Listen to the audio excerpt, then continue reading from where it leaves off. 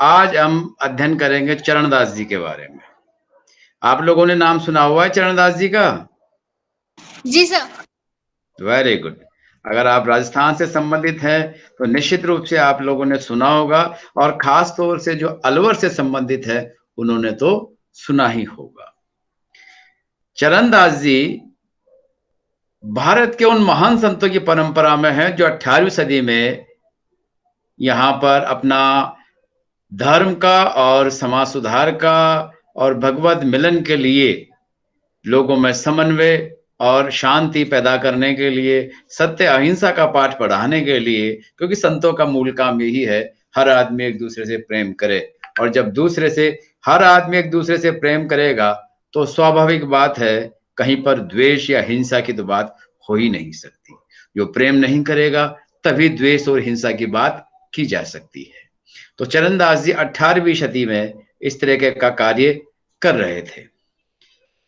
उसी समय राजनीतिक सदाचार यदि उस समय देखा जाए और राजनीतिक स्थिति को देखा जाए तो औरंगजेब की मृत्यु के बाद मुगल शासन की शक्ति और वैभव का सूर्यास्त होने लगा था। जो पहले लगातार स्थितियां बनी हुई थी, आप लोगों को पता होगा, उससे पहले जो मुगलों की स्थिति थी 1576 और उससे पहले काफी अच्छी स्थिति थी उस समय अकबर के समय की और शाहजहां जहांगीर जो थे उनके समय की। फिर धीरे-धीरे इन शक्ति का खात्मा होने लगा और बहादुर शाह जफर जो अंतिम मुगल शासक माने जाते हैं, उस समय तो शक्ति बिल्कुल ही क्षीण हो जाती है। तो उसी दरमियान औरंगजेब के जो समय था उसी के आसपास के या उनके बाद में इनका अवतरण होता है। राजस्थान में एक जगह है अलवर शहर, और अलवर शहर के पास में एक जगह ढेरा। ढेरा डगडगा के नाम से जाना जाता है। ये राजगढ़ और रैनी के आसपास एक जगह है। यदि आप लोग इधर कभी गए हो, राजगढ़ और रैनी के पास में डेरा एक जगह है जो अलवर से लगभग 8 किलोमीटर दूर पड़ता है। अभी सभी लोग कनेक्ट नहीं हुए क्लास में?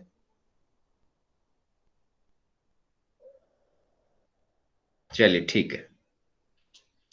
तो 8 किलोमीटर दूर लगभग अलवर से डेहरा एक नाम जगह है जहां पर 1703 ईस्वी में भादवा शुक्ल तृतीया मंगलवार, भादवा शुक्ल तृतीया मंगलवार, भादवा का मतलब आप समझ गए, लगभग अगस्त सितंबर का जो समय होता है उसे भाद्रपद कहा जाता है। उससे पहले श्रावण होता है और 1703 ईस्वी के समय में इनका जन्म होता है। और इनके पिता का नाम था मुरलीधर और माता का नाम कुंजी देवी।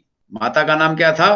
कुंजी देवी, और पिता का नाम मुरलीधर था। ये घर संत चरणदास जी का जहाँ अवतरण हुआ, जिस घर में इनका जन्म हुआ, वो पूरा का पूरा घर भगवत भक्ति में लगा रहता था। उनके दादा, उनके पिता, ये सब भगवत भक्ति में लगे रहते थे। इनका बचपन का नामकरण, क्योंकि जो संत स्थिति में आते हैं उस समय गुरुजी नाम बदलते हैं, वो अलग होता है। परमार्थ का नाम जिसे कहते हैं, और ये जीवन का है वो नाम अलग होता है। तो इनका भी बचपन में नाम रखा गया था रणजीता। उनके पिता जिस तरीके के साधु स्वभाव के थे, त्यागी और अनवरत भगवत भक्ति में लगे रहते थे, उसी प्रकार उनकी माता भी संत सेवी और विदुषी महिला थी। अपने स्वयं के बारे में खुद वो लिखते हैं, डेहरे में मेरा जन्म, नाम रणजीत पिछानो। कौन लिखते हैं? चरणदास जी, जिनका जन्म 1703 ईस्वी में भादवे में हुआ था। डेहरे में मेरा जन्म, नाम रणजीत पिछानो, मुरली को सुत जान, जात दूसर पहचानो। मुरली को सुत, ये इन पर विशेष कृपा थी कृष्ण की, और एक कृष्ण के अनन्य भक्त थे। कृष्ण के अनन्य भक्त थे, और ऐसा माना जाता है कि अनवरत उन्हीं की सेवा ये करते रहे। पूरा वृंदावन, दिल्ली और इधर का जो क्षेत्र है, जयपुर तक भी वो आते हैं, राजस्थान में भी काफी क्षेत्र उन्होंने कवर किया, और इस क्षेत्र में वो कृष्ण भक्ति परंपरा को आगे बढ़ाते हैं। लेकिन ये निर्गुण और सगुण दोनों की परिपाठी को भी आगे बढ़ाते हैं। निर्गुण को आलंबन के रूप में लिया, लगातार निर्गुण का प्रचार प्रसार किया, उसी में रहे, लेकिन साथ साथ ये भी मानते थे कि जर्रे जर्रे में उस परमात्मा का निवास है। जो ये दो लाइन उन्होंने कही है, डेहरे में मेरा जन्म, नाम रणजीत पिछानो, मुरली को सुत जान, जात ये जो दूसर पहचानो। तो दूसर शब्द सामान्यतः भार्गव जाति के लिए प्रयुक्त किया जाता है, ब्राह्मणों में जो भार्गव जाति होती है उसके लिए प्रयुक्त किया जाता है। लेकिन कुछ लोग इसे, जो रेवाड़ी के और आसपास के लोग बाग है, उस स्थान पर इन्हें बनिया के रूप में भी जाना जाता है। तो रेवाड़ी के निवासी और ढेरा के आदि के स्थान पर ये जाकर के इस तरह के की जो जाति विशेष के लोग हैं वो यहाँ पर अधिक पाए जाते हैं। तो उस स्थान के आधार पर इन्हें कुछ लोग भार्गव और कुछ लोग बनिया मानते थे, जिसका वास्तविक संकेत व्यापारी वर्ग की ओर से है। और विद्वानों ने इनका जो परिवार है उनकी 8 पीढ़ियों की वंशावली भी इस प्रकार दी है। क्योंकि जब कोई अपना गुरु या इष्ट होता है या जो काफी महापुरुष भक्त होता है उसके बारे में जानकारी स्वाभाविक सब लोग जुटाने की कोशिश करते हैं। तो उनकी 8 पीढ़ी तक की जानकारी उस समय के लोगों ने जुटाई, और वो जो जानकारी जुटाई उसके अनुसार यदि देखा जाए तो ये मानते हैं कि चरणदास जी के पिता, जिनका बचपन का नाम क्या था, रणजीता, चरणदास के पिता मुरलीधर थे, मुरलीधर जी के पिता प्रागदास थे, प्रागदास के पिता जगन्दास थे। अब तक सामान्यतः अपनी अवस्था यह होती है कि दादा का नाम जानते हैं, कुछ और जोर लगाते हैं तो परदादा का नाम अपन लोग जानते हैं, पर परदादा से ऊपर का नाम मेरे ख्याल से कुछ ही कोई बिरले विद्वान होंगे अपन में से जिन्हें याद होगा। परदादा तक जरूर हम याद करने की कोशिश करते हैं, पूछ भी लेते हैं, उससे ज्यादा का जानकारी हम भी नहीं देखते, क्योंकि हमें यदि स्वाभाविक बात है हमारे पिताजी से पूछेंगे, हमारी दादी से पूछेंगे तो हमें पता चल जाएगा परदादा उससे भी ऊपर वालों के नाम, लेकिन नहीं करते हैं। उस समय जो भैया लिखी जाती थी भाटों की, उसमें इनका विवरण मिलता है, और दूसरी भी कई स्रोत हैं जिससे इसकी जानकारी मिलती है। तो इनकी 8 पीढ़ी में पिता मुरलीधर, मुरलीधर जी के पिता प्रागदास, और प्रागदास जी के पिता जगन्दास, जगन्दास जी के पिता लाहरदास, और लाहरदास जी के पिता गिरिधर दास, गिरिधर दास, और गिरिधर दास जी के पिता चतुरदास, तथा चतुरदास जी के पिता का नाम था शोभन दास। इनकी तपस्या से प्रसन्न होकर के शोभन दास जी की, ऐसा माना किंवदंती है कि शोभन दास जी की तपस्या से प्रसन्न होकर भगवान ने इनको वरदान दिया था। और वरदान में क्या कहा था, भवन तिहारे मैं ही आऊं, भवन तिहारे तुम्हारे घर में मैं ही आऊं, कलयुग माही भक्ति चलाऊं, तो कुल माही भक्ति चलेगी, 8वीं पीढ़ी जाए फलेगी। तुम्हारी 8वीं पीढ़ी में मैं आऊंगा और तुम्हारे ही घर से कलयुग में भक्ति को चलाऊंगा। ऐसा भगवान ने इनकी तपस्या से प्रसन्न होकर के, शोभनदास जी की तपस्या से प्रसन्न होकर के उन्हें कहा था। 8वीं पीढ़ी के ही संत चरणदास जी हैं। संत चरणदास जी को 5 वर्ष की अल्पायु में ही राम नाम के जाप का स्वाद लग गया। क्योंकि कई परिवार होते हैं, देखिए भक्तिमय परिवार, परिवार का जो परिवेश है, वहां का वातावरण है, वह सब कुछ निर्भर करता है। आज भी कुछ परिवार ऐसे हैं जहां पर सुबह शाम घर में संध्या पूजन होता है, आरती होती है, और सामवेद स्वर में माता पिता गाते हैं, तो उनके छोटे छोटे बच्चों को वो आरतियां याद हो जाती हैं। हनुमान चालीसा का सस्वर पाठ करते हैं तो वो उनको याद हो जाता है, और धीरे धीरे वो भी गाने लगते हैं। कुछ लोग राम स्तुति मन गाते रहते हैं दिन भर, तो बच्चों को स्वतः ही याद हो जाता है। तो अपने अपने धर्म के अनुसार आचरण करते हुए कुछ लोग अपने घर का परिवेश जिस तरीके का रखते हैं, उसी तरीके का बच्चे में संस्कार स्वतः ही आता जाता है। तो मैंने पहले कहा कि इनके परिवार में भगवत भक्ति पहले से ही मौजूद थी, तो 5 वर्ष की अल्पायु में ही इनके राम नाम का चस्का लग गया, और ये तो जब राम नाम अपना बजते रहते थे, राम राम, और ये सदैव प्रेम से लगातार राम का नाम जपते रहते थे। अपने साथियों को भी प्रभु के नाम सुमरन की प्रेरणा देते थे। अब आश्चर्य होता है, 5वीं 5 साल की उम्र का बच्चा अपने साथियों से कहे कि राम नाम भजो वे राम नाम भजो, तो हंसी नहीं आने लगे। यहाँ तो इतने बड़े बड़े हो गए जो राम नाम भजने की सोचते हैं कि ये तो वृद्धों का काम है, वृद्ध हो जाएंगे तब राम नाम खूब ले लेंगे, अभी तो बाकी नाम ले लेने दीजिए, राम के नाम तो बाद में ही ले लेंगे। लेकिन ये 5 साल की अवस्था में ही पूत के पग पालने में ही दिख जाते हैं, और रास्ता अपने आप पहले ही तय हो जाता है कि भक्ति का रास्ता किधर से जाना है। तो इनके साथ भी यही था, चरणदास जी के साथ भी, कि इनका तय था कि मेरा रास्ता किधर से जाना है, भगवत भक्ति के लिए, उस परम पिता परमेश्वर के लिए हमें क्या प्राप्त करना है, कहाँ से प्राप्त करना है, यह स्वतः ही जानकारी उनको मिल गई थी, और वो राम नाम में लीन हो गए थे। एक दिन जब राम नाम का कीर्तन में वो मगन थे, तो कोई वैरागी तपस्वी जो वेद अध्ययन करने वाला था उनके घर पर आए, और उनके घर पे आके उन्हें गोद में लिया, और उनके हृदय प्रभु प्रेम की प्रबल धारा प्रभावित हो रही थी। बच्चे को भी बहुत अच्छा लगा, उन्हें भी बहुत अच्छा लगा, और तत्कालीन रीति के अनुसार 6ठे वर्ष में उन्हें लगातार ये व्यवस्थाएं देख के उस तपस्वी ने, बालक 5-6 वर्ष का ही था, उसने देखा बहुत अच्छे संस्कार इसके हैं, तो उन्हें आशीर्वाद दिया, और उसे खूब स्नेह और आशीर्वाद दे करके वो चले गए। उनके जाने के बाद इनमें थोड़ी सी अपने आप ईश्वर भक्ति के लिए और जिज्ञासा हो गई, पर घर वालों ने लगा कि भाई अब समय है, तो ऐसी स्थिति में इससे कुछ अध्ययन कराया जाए, खूब पढ़ाया जाए, क्योंकि अभी से कहाँ, क्योंकि अभी तो इनकी शादी ब्याह करने हैं, इनको घर गृहस्थी की जिम्मेदारी लेनी है, तो कुछ अध्ययन पे लगाया जाए। तो साहब उनको स्कूल भेजना जाना शुरू किया गया, लेकिन स्कूल में उनका मन बिल्कुल भी नहीं लगता था। वो जो पढ़ाते थे उनको समझ ही नहीं आता था, उल्टा वो अध्यापकों को ये कहकर आ जाते थे, अध्यापकों को क्या कह करके आ जाते थे कि आल जाल तू क्या पढ़ावे, आल जाल तू क्या पढ़ावे, कृष्ण नाम लिख क्यों न सिखावे, कृष्ण नाम क्यों लिख क्यों न सिखावे, जो तुम हरि को भक्ति पढ़ाओ, जो तुम हरि की भक्ति पढ़ाओ, तो मोको तुम फिर बुलाओ। अगर कृष्ण को पढ़ाना चाहते हो, कृष्ण की भक्ति पढ़ाना चाहते हो, तो मुझे बुलाओ। ये आल जाल पढ़ा पढ़ा करके मुझे क्या क्यों कराना चाहते हो, कैसे कबूतर कैसे गाई, कैसे खरगोश, मुझे नहीं पढ़ना इन सब चीज में, तुम कृष्ण भक्ति पढ़ाओ, मैं आ जाऊंगा। और फिर वो चले गए। उसके बाद स्कूल आने जाने का सिस्टम ही उन्होंने बंद कर दिया, लगातार अपने भक्ति भाव में वो लगे रहते थे।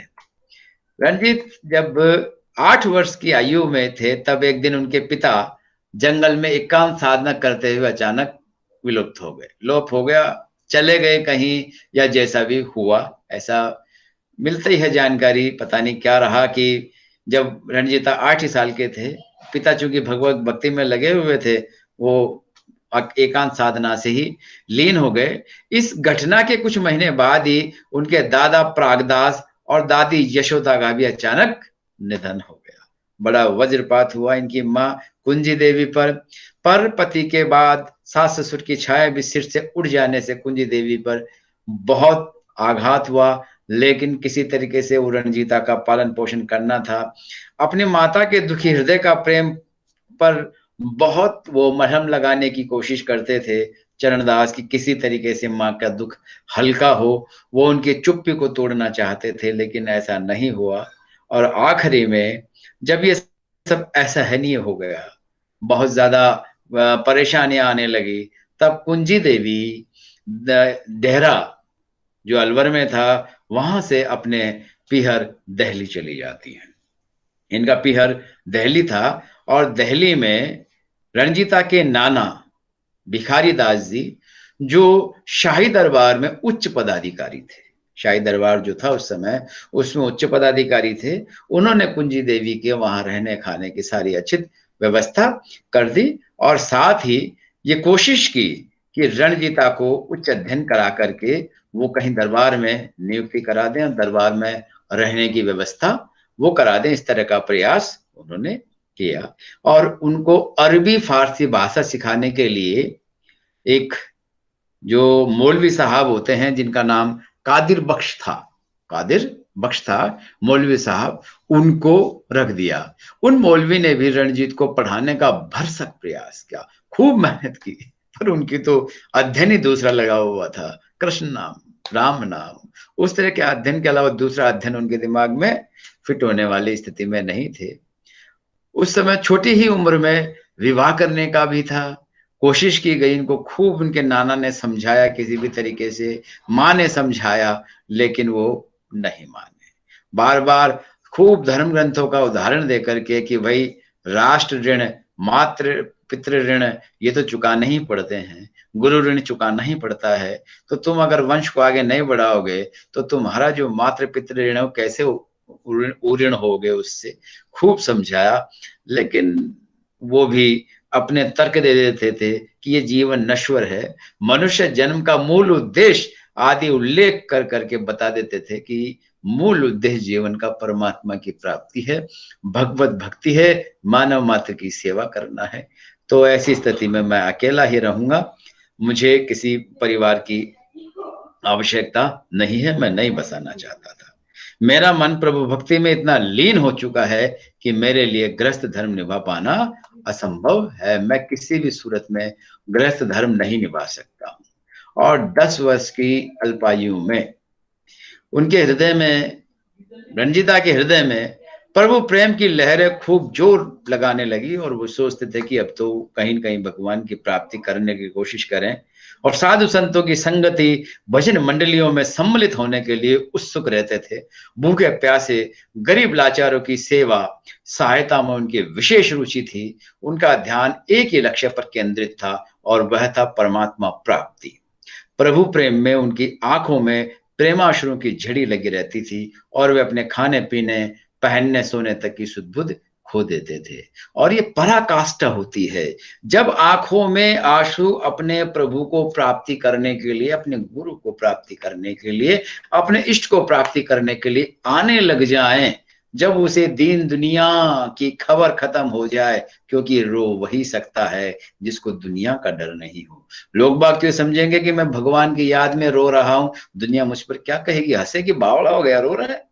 जिस आदमी को अपने आप को बावड़ा कहलाने की स्थिति आ जाए, इतनी हिम्मत उसमें आ जाए, वही भगवत भक्ति कर सकता है। धीरे धीरे सारी सेवाएं करते रहे और 16 वर्ष की अवस्था में आते आते उनको भगवान की तड़प बहुत लग गई कि किसी भी प्रकार से भगवान की प्राप्ति या भगवान की प्राप्ति करें और उसके लिए गुरु की प्राप्ति की जानी चाहिए, कोई गुरु बनाना चाहिए। ये तड़प चरणदास जी के मन में लग गई, मतलब रणजीता के मन में, क्योंकि चरणदास जी का नाम बाद में उनको मिलता है, पहले उनका नाम रणजीता होता है। उनके हृदय में सदगुरु मिलन की प्यास जाग उठी। वे सदगुरु के विरह में पल पल क्षण क्षण व्याकुल रहने लगे।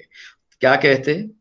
चातक मीन पतंग जब, चातक मीन पतंग जब पिया बिन नहीं रह पावे, चातक मीन पतंग जब पिया बिन नहीं रह पावे, साध्य को पावे बिना साधक क्यों रह जावे, साध्य को पावे बिना साधक क्यों रह जावे। ये उनके मन में अनवरत विरह की अग्नि जल रही थी और वे सत्य गुरु की खोज में दूर दूर तक जाते, कभी नागाओं के, नागा साधुओं के साथ, कभी सिद्धों के साथ, कभी योगियों के, जोगियों के, सन्यासियों और उदासी संप्रदाय सब लोगों के साथ हो जाते, लेकिन उन्हें कहीं पर भी अपना सतगुरु दिखाई नहीं देता।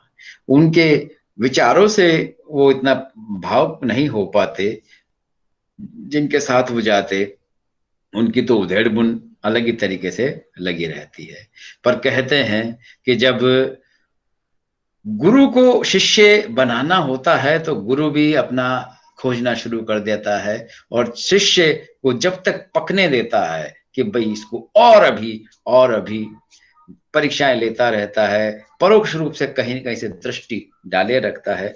ऐसे ही इनके गुरु ने भी किया, लेकिन इनका जो लगातार मन में अग्नि थी, ऐसी विरह अग्नि लागी, ऐसी विरह अग्नि तन लागी, गई भूख और निद्रा भागी, गई भूख और निद्रा भागी, सतगुरु के ढूंढन ही लागे, ढूंढे सब मत उदासी। इन सबों में जाकर के वो अपने प्रभु को ढूंढने लगे, लेकिन कहीं पर भी उनकी मुलाकात नहीं होती है। फिर ऐसे ही लगभग 19 वर्ष की अवस्था इन सब चीजों में गुजर गई। वो इधर उधर घूम रहे थे, तो उत्तर प्रदेश में मुजफ्फरनगर के पास में एक मोरानातीसा एक जगह है, मोरानातीसा, वहां पर वेद व्यास जी के पुत्र शुकदेव ने द्वापर युग में यहाँ गंगा के किनारे राजा परीक्षित को श्रीमद् भगवत का उपदेश सुनाया था। उस स्थान के इर्द गिर्द आपको उन्हीं के दर्शन होते हैं। देखिए, ये किंवदंती है या क्या सच्चाई है यह अलग बात है, लेकिन ऐसा माना जाता है कि चरणदास जी को शिष्यत्व प्रदान करने के लिए ही वो द्वापर युग के सुखदेव मुनि वापस कलयुग में देह धारण करते हैं, इन्हें शिष्य बनाते हैं और इनको ज्ञान देते हैं। ये अनवरत क्रम चलता रहता है। जब जब भी ऐसी प्रगाढ़ शिष्यत्व और प्रगाढ़ गुरुत्व की स्थिति आ जाती है, दोनों में तड़प आ जाती है, तो फिर युगों का भेद मिट जाता है। ऐसा ही इनके संदर्भ में हुआ। उसी स्थान पर श्रीमद् भागवत का उपदेश परीक्षित को दिया था। ऐसा माना जाता है कि परीक्षित की मृत्यु निश्चित थी, लेकिन फिर देवताओं ने उन्हें सुझाया कि यदि आप श्रीमद् भगवत गीता का स्मरण कहीं पर या तो खुद पाठ करें उसका पूरे का, या उसे सुने, तो आपकी ये मृत्यु टल सकती है। और ये दायित्व निर्वहन किया शुकदेव ने। उन्हें सही 7 दिन में, जो उनका उतना ही समय बचा हुआ था, उसी 7 दिन में पूरी श्रीमद् भागवत गीता उनको सुनाई और उनका काल टल गया। उसी स्थान पर इनको दर्शन होते हैं, उनके साथ रहते हैं, और सदगुरु ने इनका नाम श्याम चरण दास उसी समय रख दिया, और वो लगातार उनकी सेवा में समर्पित हो गए और खूब सेवा ऐसा करते रहे। ऐसा दृष्टि न आवई जहां नवाजे माथ, सतगुरु करी चरणों लगे शीश धरावे हाथ। गुरु जब मिल गए तो ऐसा गुरु ने उनका सिर नवाज दिया, अर्थात सिर में आशीर्वाद ऐसा दे दिया कि कई कई जन का उनका उद्धार हो गया। सतगुरु करें चरणों लगे शीश धरावे हाथ, अनवरत चरणों में अपना सिर रख करके चरणदास शीश नवाते रहे। और ये द्वापर के गुरु से कलयुग में ज्ञान ग्रहण करने की एक विशेष घटना चरणदास जी के साथ बताई जाती है। और समय समय पर, और फिर उसके बाद उपदेश देने के बाद में ये सब जब हुआ और उनकी समर्पण भावना को जब देखा, तो गुरु का और शिष्य का, देखिए दोनों का जो भाव है, दोनों के साथ साथ कितना बड़ा ये मानते थे। पितु सो माता सो गुना, कितना भाव किसके प्रति। पितु सो माता सो गुना, पिता से माता सो गुना है। और सुत को राखे प्यार, बच्चे को माता पिता से 100 गुना अधिक प्यार देती है। मन सेती सेवन करे तन सु डांट अरुपार अरुगार, मन सेती सेवन करे तन सु डांट अरुगार, माता सु हरि 100 गुना। और माता से वो भगवान 100 गुना प्यार करता है। जब भी तो हमें जन्म देने के बाद हमारे भोजन की व्यवस्था भी वही करता है। जिनसे 100 गुरुदेव, और उस हरि से भी 100 गुना गुरुदेव प्यार करते हैं। गुरुदेव का आशीर्वाद होता है, प्यार की यो गुण हरे चरण दास सुखदेव। अब यहां वही बात कबीरदास जी की याद आती है। गुरु गोविंद दोहु खड़े काके लागू पाए, बलिहारी गुरुदेव की जो गोविंद दियो बताए। तो वहां पर भी वो इस प्रकार अपने गुरु को गोविंद से भी बड़ा मानते हैं। और यहां पर माता पिता, पिता से माँ 100 गुना अधिक प्यार करती है, और माता से भी 100 गुना वो परमात्मा हमें प्यार करता है, और उससे भी 100 गुना हमारा गुरु हमसे प्यार करता है। वही आगे हमें बढ़ाता है। तो अनन्य भाव यहां पर उनको देखने को मिलता है। ऐसे महात्मा सुखदेव जी के प्रति उनका जो गुरुत्व था, वो बिल्कुल उनको कृतार्थ करता गया। और बालक रंजीता को खूब अपने गोदी में बिठा करके प्यार करते, और जिस सतगुरु की खोज थी वो मिल गए। और वास्तव में ये वही सुखदेव मुनि थे जो उनकी 5 साल की अवस्था में उनके गांव गए थे और उसे गोदी में रखा था, और 19 वर्ष की उम्र में उन्हें शिष्यत्व प्रदान किया।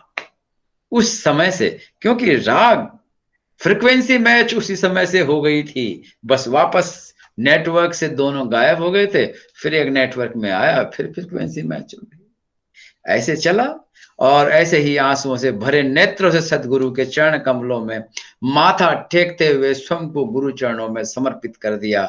महात्मा सुखदेव जी ने उन्हें विधिवत शिक्षा दे करके श्याम चरण दास उनका नाम रखा। फिर उन्होंने उनको ज्ञान जो उनको देना था वो सब देते रहे, और एक समय कहा कि अब तुम्हें मैं कहीं जाऊंगा और तुम्हें भी लगातार भाव से राम का नाम लेते हुए अपनी साधना को आगे बढ़ाना है। उससे काफी उनको विरह की अनुभूति वापस हुई, पर वो परेशान रहे, लेकिन ढांढस बंधाते हुए वो सब गए। सुखदेव जी ने उनको खूब ढांढस बंधाया कि जब जब ध्यान करे हो, जब जब ध्यान करे हो, ऐसे ही तुम दर्शन पे हो। अरु हम तुम कबू जुदे जू नाही, तुम सो मैं तुम्हारो माही। मैं तुम में ही हूं और तुम मुझ में ही हो, मैं तुमसे जुदा हुई नहीं कभी। तो अगर मैं कहीं जा रहा हूं तो तुम्हें निश्चित ही चिंता करने की आवश्यकता नहीं है। सदगुरु के अंतःकरण से ज्योति स्वरूप को हम याद करेंगे तो निश्चित रूप से वो हमारे आसपास ही मिलेंगे। उसके बाद वो वापस दिल्ली चले जाते हैं। आत्मा परमात्मा की अभिन्नता का ज्ञान सब जगह वो देते हैं। दिल्ली लौट करके चरणदास जी ने वासिम नाले के पास आरामदायक स्थान पर एक पक्की गुफा बनवा ली, और उस गुरु में आज्ञा वहां उस गुफा में गुरु जी की आज्ञा अनुसार तन मन से अभ्यास में जुट गए। अपने जो उनको नाम सुमरण का या कुछ योग जो भी उन्होंने सिखाया था उस सब में वो लगातार वहां रहते थे। एक बार क्या हुआ, उस गुफा के आसपास पूरे जो कोई भी एक कॉलोनी वगैरह होगी उसमें बहुत आग लग गई, और वो गुफा तक भी पहुंच गई, लेकिन ध्यान मग्न चरणदास जी उसी गुफा में बैठे रहे। लोगों ने यही समझा कि वे जलकर राख हो गए, लोगों ने तो यही समझा। पर जब ध्यान से उठकर बाहर आए, आग खत्म हो चुकी थी। तो देखा तो सभी दंग रह गए कि ऐसा कैसे चमत्कार हो गया, लेकिन वो चमत्कार हो गया। वे सदगुरु की आंतरिक प्रेरणा से लगातार भजन भाव करते रहे, और इस तरह के चमत्कार धीरे धीरे स्वतः ही होते गए। बाद में वो फतेहपुर में एक आश्रम बनाया, वहां रहने लगे, और समाज के हर वर्ग में धर्म और प्रेम और के सत्संग करने लगे, लोगों को समझाने लगे। और एक बार संत चरणदास जी ने एक गरीब लड़के के विवाह के लिए लगभग कुछ सोने की मुद्राएं और कुछ सेवकों को तैयार करके उसकी सहायता करने भेजा। एक ये भी प्रसंग संस्मरण दिया जाता है उनके बारे में कि उनको भेजा। तो अब आश्रम में रात को वो अकेले थे। अब वो आश्रम में आ गए चोर, उन्होंने सारा सामान कठड़ियों में बांध दिया। अचानक चरणदास जी उठ गए। उठने के बाद देखा कि चोर भटक रहे, क्योंकि चोर अंदर तो आ गए लेकिन बाहर जाने के सभी रास्ते उनको भ्रम में आ गए, और कोई रास्ता उनको दिखाई नहीं। और ऐसी स्थिति में चारों तरफ वो भटकते रहे। और जब भटकते रहे तो चरणदास जी ने खुद ने कहा कि तुम चिंता मत करो, तुमने इतनी मेहनत करी है, ये गांठें बांधी है, तो इनको अपने सर पे रखो और मैं बताता हूँ रास्ता, उस पर चलो। तो बड़े लज्जित हुए कि ये क्या, आपका ही तो सामान चुरा के लेके जा रहे हैं गुरुजी, और आप ही हमें सामान लेके भेज रहे हो कि भैया ये सामान मेरा था ही नहीं, जो उस परमात्मा ने दिया था, और तुम्हें लगा कि तुम्हें इसकी ज्यादा जरूरत है, तुम ले जाओ। लेकिन हम तो कोई एक सुई भी आपके आने से नहीं लेके जाएंगे। लेकिन वो जबरदस्ती चरणदास जी के सिर पे वो गठरियां रखी और उनको भेजा। उनका प्रेम भाव, वो निंदक को भी शत्रु नहीं समझते थे। किसी को भी जहां जिसकी मदद करने की कोशिश की, वो लगातार मदद करते रहते थे। किसी काम के थे नहीं कोई, क्योंकि वो अपने आप को बिल्कुल दीनहीन मानते थे। क्या कहते हैं, किसी काम के थे नहीं कोई, न कोड़ी दे, हम थे किस काम के? किसी काम के नहीं थे। कोई हमें कोड़ी तो नहीं दे सकता। गुरु सुखदेव कृपा करी, भई अमोलक दे। सुखदेव जी की महाराज की कृपा हो गई कि आज अमूल्य देह हमारी हो गई। नहीं तो हम थे क्या जो हम अपनी किसी पर चीज पर गर्व करें। और धीरे धीरे वो दिल्ली में फतेहपुर में आश्रम में कुछ समय बिताए, इधर से उधर और लगातार लोगों की सेवा करते रहे। और ऐसा माना जाता है, ऐसा ही आगे एक और संस्मरण होता है जिसमें कहीं वो जा रहे थे तो 7 ठगों ने उनको घेर लिया और उनकी जो अमी दृष्टि आई, कृपा उनकी आई, तो वो भी उनके शिष्य हो गए। 108 प्रमुख शिष्य चरणदास जी के माने जाते हैं और उन्हें से 108 में से 7 शिष्य वो ठग भी थे। वो ठग भी 7 शिष्य के रूप में उनके साथ रहे 108 शिष्यों में से। तो ये बड़ी उनकी कृपा की स्थिति थी। वो जब कृपा करे तो क्यों नहीं, क्योंकि उन्हें भी सुखदेव महाराज की कृपा थी जिन्होंने उन्हें अमोलक बना दिया था।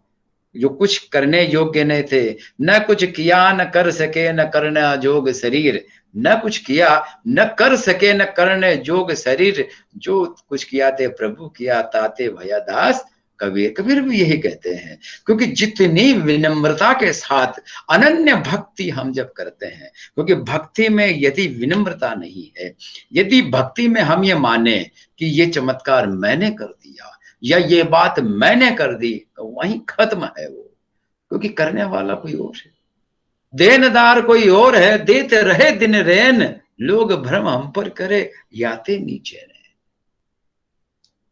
दुनिया अगर हम पे भ्रम करती है, इन संतों पे भ्रम करती है कि ये लोग बहुत कुछ लुटा गए, दुनिया को बहुत कुछ दे गए, संत कहते हैं ये हमारा भ्रम है। रहीमदास जी साहब कहते हैं ये चीज कि देनदार कोई और है, देते रहे दिन रैन, लोग भ्रम हम कर करे याते नीचे नैन। इसलिए जो पहुंचे हुए साधु हैं वो न अपनी करनी को गिनाते हैं न कथनी को गिनाते हैं, सिर्फ करते रहते हैं विनम्र भाव से और ये कह देते हैं भक्तों से ये मैंने नहीं किया, उन्होंने करवाया है। जो भी कुछ किया है उन्होंने किया है, मैं तो कुछ करने योग्य था ही नहीं। तो ये लगातार उनके प्रेम का भाव चलता रहा। और कई डाकू और ऐसे कई लोग थे, जो एक नवाब खां साकर था, वो भी काफी उस समय का अलग तरीके का आदमी था, उनको भी उन्होंने अपना शिष्य बनाया। और चरणदास जी 1757 के आसपास चरणदास जी के माता का देहांत हो गया और माता के परलोक गमन के पश्चात सुखदेवपुर वो आ जाते हैं। ये स्थान चांदनी चौक के पास है और वहीं से हौज खास के पास स्थित है।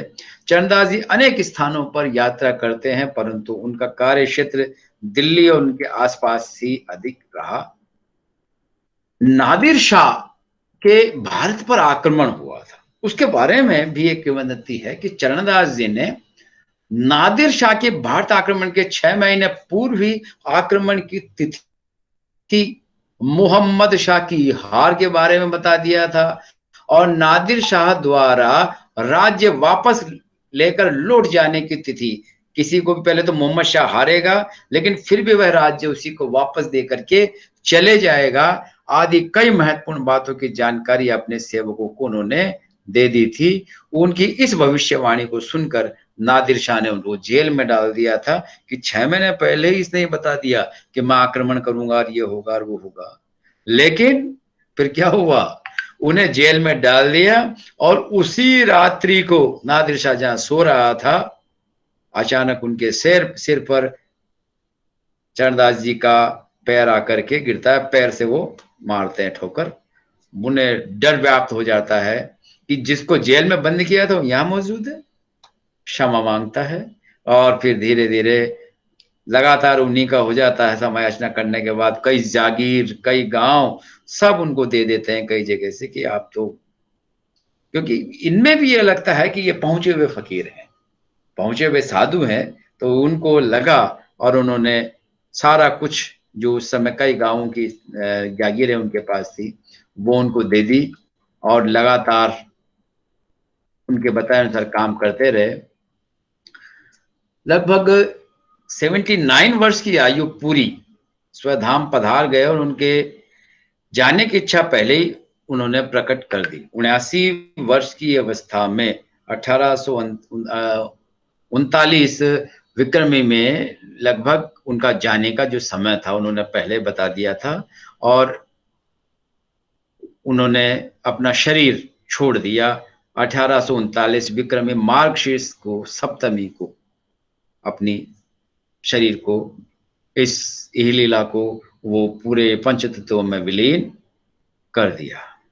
उनके बाद उनके 108 शिष्यों ने अलग अलग गद्दियां चलाई, जिसमें राम रूप, सहजोबाई, युक्तानंद जी आदि गद्दियां प्रमुख रही। ये सब अलवर के समीप ज्यादा इनकी गद्दियां रही, जहां मेवात क्षेत्र में भी इनकी काफी गद्दियां हैं। ये चरणदास जी अलौकिक प्रतिभा और जीवन में विषय विस्तार के साथ साथ कई गहराई वाली बातें करते हैं। सहजोबाई ने इनके लिए कहा है एक जगह, साईं चरण दास पर तन मन वारूं, साईं चरण दास पर तन मन वारूं, गुरु तू तजु पर हरि को तजी डारूं। सहज वाणी में ये कहते हैं कि गुरु को मैं कभी नहीं तज सकती, चाहे मैं हरि को तज दूं। इतना उनके प्रति भाव आ जाता है। जाति पाति रूढ़िवादिता में ये बिल्कुल भी विश्वास नहीं करते थे, उनके घोर विरोधी थे। यहां तक कहते हैं कि ब्राह्मण सोही जो ब्रह्म पिछाने, 12 जात भीतर आने, पांचों बस कार्य झूठ न भाखे, दिया जने हृदय राखे, आत्म विद्या पढ़ी पढ़ावे, परम ताप का ध्यान लगावे, काम क्रोध मद लोभ न होय, चरणदास के ब्राह्मण। कोई जाति से ब्राह्मण नहीं है, ये क्रियाएं जो करता है वह ब्राह्मण है। ब्राह्मण सोई जो ब्रह्म को पहचान सकता है, बाहर जाता भीतर जान, जितना बाहर उतना भीतर का जाने का रास्ता जानता हो, और पांचों बस कार्य झूठ न भाके, पांचों बस, पांचों इंद्रियों को जो बस कर में रखता है, काम क्रोध मद लोभ मोह को बस में करके रखता है, और अंदर अंदर की जनेऊ का धारण करता, बाहर दिखाने की जनेऊ नहीं, और अंदर ही दीपक उस ज्योति का वो करता है, वही ब्राह्मण है। ये उन्होंने बाह्य आडंबर को भी चुनौती दी वहीं पर, और बाहर के जो दिखाने वाले थे, जो बाहर की चीजों को ला करके बताते थे, उनका भी वो लगातार विरोध करते हैं। साथ ही निंदक का भी मैंने पहले भी बताया, वो निंदक से प्रेम करते थे। साधो निंदक मित्र हमारा, साधो निंदक मित्र हमारा, निंदक को निकटे ही राखु न होय न देनिवारा, पाछे निंदा करी यही धोवे, सुनि मन मिटे विकारा, जैसे सोना तापी अगिन में, निर्मल करे सुनारा। जिस प्रकार सोने को तपा तपा करके कुंदन बना देता है सुनार, उसी प्रकार निंदक भी आपकी बुराई कर करके आपके सब दुर्गुणों को बाहर निकाल देता है, और सारे गुणों का अवलंबन उपस्थित आपके शरीर में, आप में करा देता है। ये सारी बातें वो कहते हैं, और कई जगह क्या क्या उपदेश देते हैं, थोड़ा सा बताता हूँ, फिर आपको दूसरे और उनका जो अलग अलग डायमेंशन है उस पर भी अपन चर्चा करेंगे। साधो जो पकड़ी सो पकड़ी, अबला टेक गही सुमरन की, जो हारिल की लकड़ी, भगवान के प्रति है इस तरह की बात करते हैं। जो सूरा ने शस्त्र लीनो, जो बनिए के तकरी, जो सतवती लियो सिधरा, तार गयो जो मकरी, सतगुरु से मांगू वही, मोहे गरीबी देहू, हे भगवान मुझे गरीबी दो, क्योंकि गरीबी तो भगवान को याद करता है। विनम्रता दो, आधीनी दो, गुलामी दो, दूर बड़प्पन कीजिए, नाना ही कर लेहूं। इस तरीके की बात सुखदेव मुनि जी अनवरत करते हैं। उनके जो शब्द हैं वो ऐसे लगते हैं जैसे कि सतगुरु शब्दी लागिया, सतगुरु शब्दी लागिया, नावक का सा तीर, कसकत है निकसत नहीं होत प्रेम की पीर। किस तरह के तीर हैं, जो अंदर लगने के बाद में अंदर ही अंदर दुख तो करते हैं पर बाहर नहीं निकल सकता, निकसत नहीं, खिसकता है, आगे पीछे करता है और प्रेशर करता है, लेकिन बाहर नहीं निकलता है। यही चरणदास जी की महानता थी, अपनी बात को विनम्रता पूर्वक सबको समझाने के लिए। अब उनके विचारधारा और संत चरणदास जी के साहित्य पर थोड़ी सी अपन बात करेंगे। तो संत चरणदास जी के साहित्य को अगर देखा जाए तो उन्होंने विस्तृत साहित्य यत्र तत्र उपलब्ध होता है। कहीं कहीं पर भी अटल बिहारी जी का जो मंदिर है जयपुर में, उनके महंत हैं ब्रजदास जी। उनके महंत कौन है? ब्रजदास जी। अटल बिहारी जी का मंदिर जिसके महंत ब्रजदास जी हैं, उनके बारे में ये माना जाता है कि उनके पास संत चरणदास जी का जो प्रामाणिक संग्रह सुरक्षित है। इनमें से प्रथम ग्रंथ का लेखन काल चरणदास जी की मृत्यु के 2 वर्ष पहले संवत 1837 आषाढ़ कृष्ण 10वें मंगलवार को माना जाता है, और दूसरे ग्रंथ का लेखन काल उनके मृत्यु के 11 वर्ष बाद संवत 1850 आशोज शुक्ल 9वें रविवार को माना जाता है। तो प्रथम जो कलेक्शन आता है इनके ग्रंथों का, प्रकाशन जो होता है वो इनकी मृत्यु के 2 वर्ष पहले होता है, और बाद में इनकी मृत्यु के 11 वर्ष बाद में होता है। ये दोनों ही ग्रंथ क्रमशः सतवादी राम और गोकुल दास द्वारा दिल्ली में लिखे गए थे। सतवादी राम और गोकुल दास जी के द्वारा ये दिल्ली में लिखे गए थे, जहां चरणदास जी रहते थे। इन संग्रहों में चरणदास कृत 11 ग्रंथ संग्रहित है, जिसमें मुख्य मुख्य ग्रंथ हैं ब्रज चरित्र, अमर लोक अखंड धाम वर्णन, तीसरा है धर्म जहाज, और चौथा है अष्टांग योग चरणदास जी का, और पांचवा है संदेह सागर, छठा है ज्ञान सरोदय। ज्ञान सरोदा इनका ऐसा ग्रंथ है, ऐसा संतों में इस चीज को माना जाता है कि इनका जो ज्ञान स्वरोदय है वो बहुत ही उम्दा ग्रंथ है। स्वरोदय, स्वरों का ज्ञान। हमको इंगला और पिंगला सुना होगा अपने भजनों में।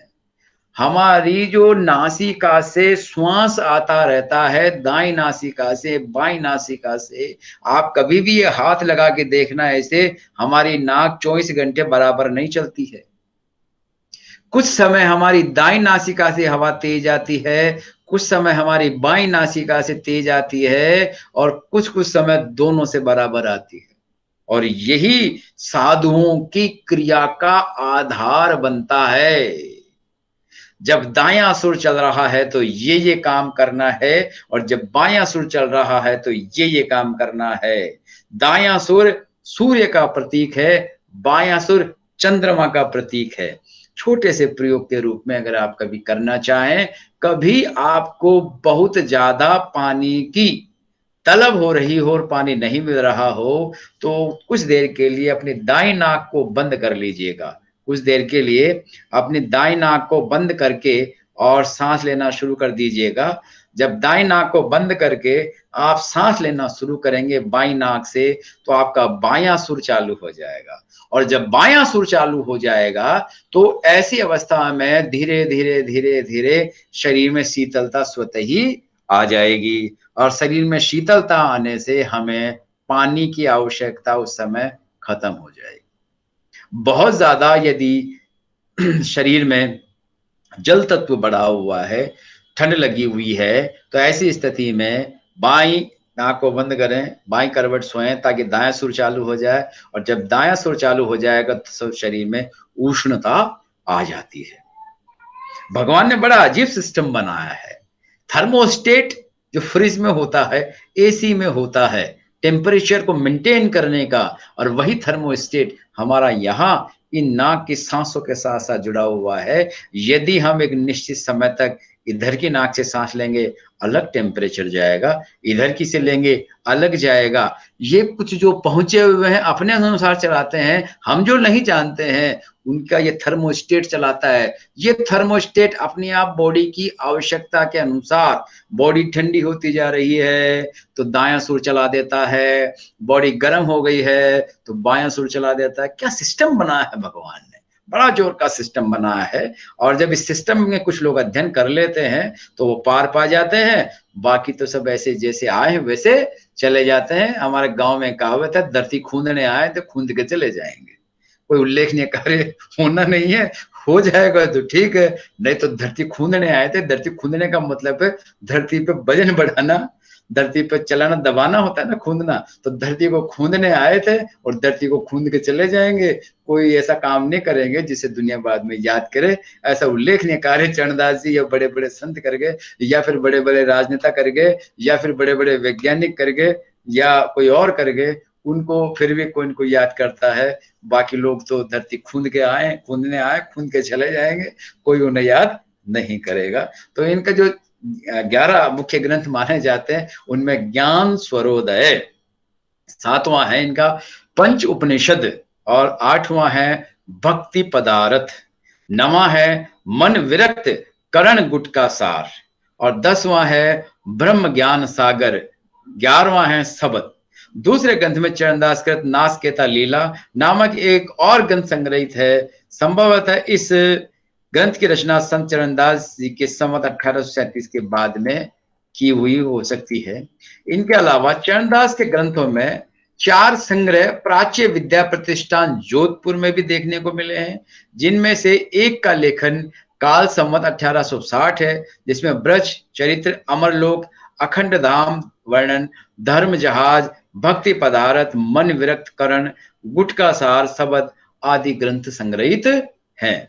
और अन्य संग्रहों में ज्ञान सरोदय तथा नासकेत लीला लिपिबद्ध भी है, परंतु डॉक्टर त्रिलोकी नारायण दीक्षित ने उपयुक्त ग्रंथों के अलावा दान लीला, माखन चोरी लीला, मटकी लीला और चीरहरण लीला, काली नथन लीला, इनको भी उनका ही मानते हैं। कुरुक्षेत्र लीला, जागरण महात्म में श्रीधर ब्राह्मण लीला नामक 8 और ग्रंथों की भी मानते हैं कि वो भी चरणदास जी के द्वारा ही लिखे गए हैं। ये कौन मानता है?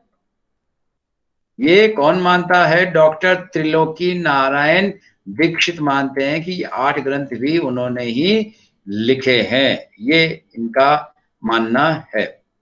उनके अनुसार इन सब ग्रंथों का समय 1842 के आसपास माना जाता है।